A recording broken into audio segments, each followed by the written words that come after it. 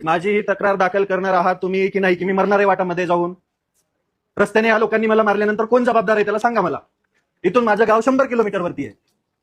कोणीच जर ऐकायला तयार नसेल, कोणीच जर घ्यायला तयार नसेल, तर मी नेमकं जायचं कोणाकडे तेवढं सांगा. अख्खा महाराष्ट्र बघतोय, तरी पण तुमची सगळ्यांची दंडेलशाही चालू आहे फक्त आमच्यावरती.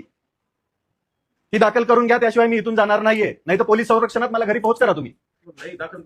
मग मला इकडली तिकडली कारणं दाखवली जात आहेत साहेब. मला ह्याचं त्याचं घर दाखवलं जातं. मी तुमच्याकडे रितसर टंकलिखित फिर्याद दिली आहे, तुम्ही दाखल करून मला त्याची पोहोच द्या, मला जाऊ द्या. ऐका ना, बाहेरचा तुमचा विषय नाहीये. ऐका, तिकडे गेल्यानंतर ते म्हणतात इकडे जा, इकडे गेल्यानंतर इकडे जा, आणि वरनं गेल्यानंतर म्हणतात दाखल करू नका. म्हणजे नेमकं काय करायचं मी तेवढं सांगा मला.